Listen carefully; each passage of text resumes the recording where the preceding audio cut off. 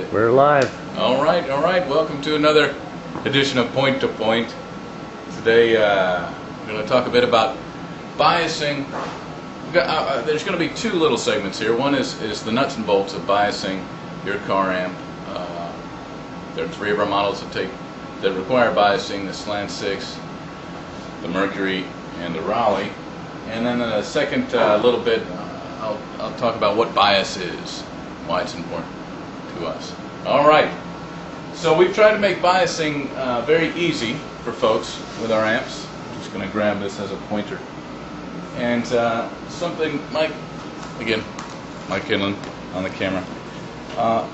You just need a simple volt ohm meter. You could get a meter at Radio Shack for probably $10. This is a nice meter, a Fluke. You don't need anything this nice. The symbols are important to understand because there's been some confusion. This wavy line means AC volts, and this straight line with the dashes, that's DC. And this is DC millivolts. Those are the settings we're going to want, DC volts.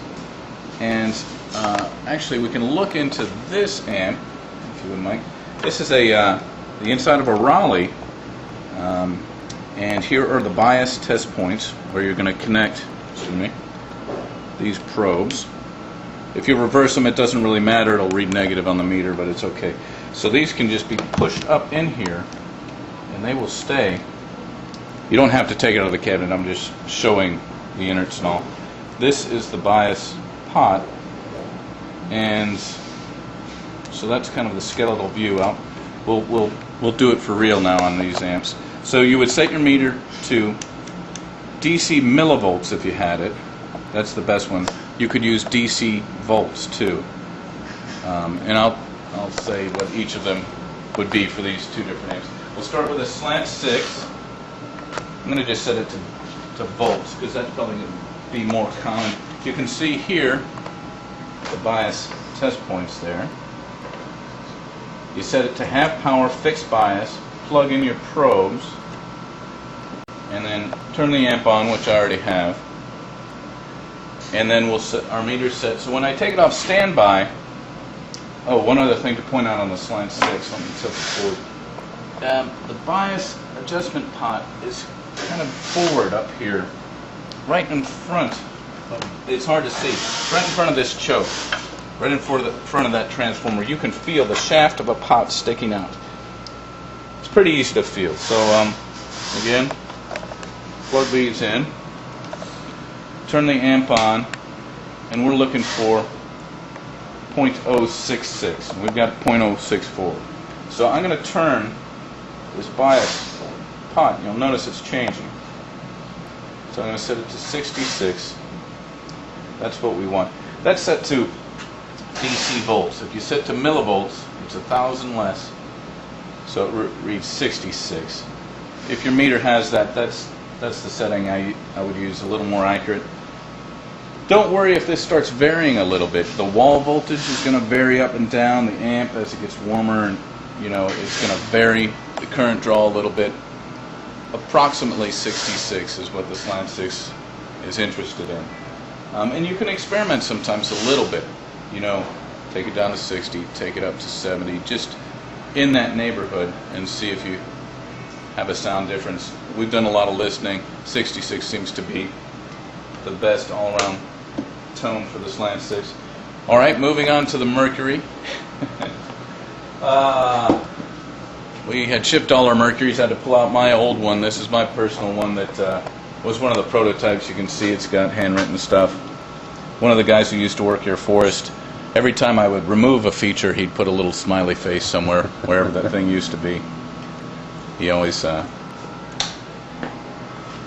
me to simplify. So the Mercury has bias test points up right beside the power tube. This one's a little different because it's the prototype, but they're right beside the power tube. You can see they're the exact same little points as the other two you see. So kind of the same thing.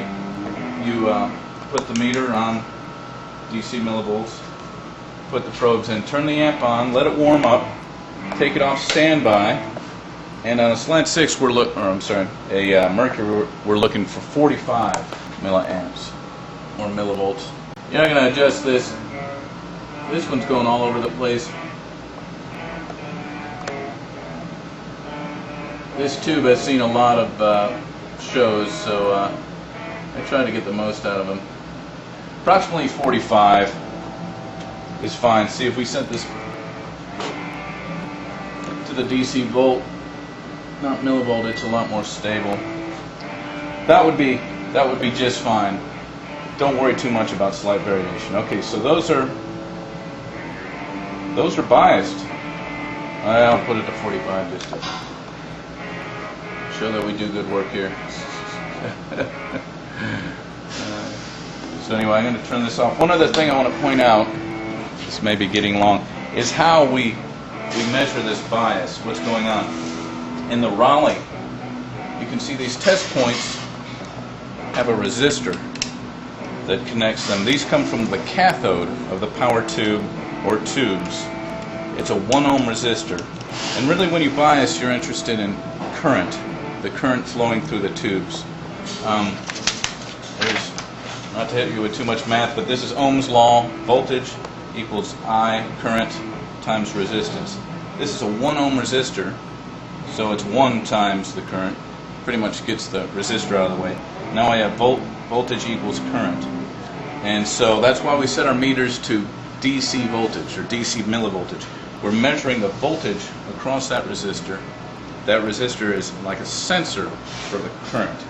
And this is the safest way. There are other bias methods where you interrupt the path from the plate of the tube to the output transformer or some other method. Those that are dealing with the voltage inside the amp can be dangerous for the inexperienced person because it's the full 400 or more volts. But anyway, that's that's the end of this part of it. I think I'll do a separate bit where we go into the more technical parts. But thanks for watching. See you next time.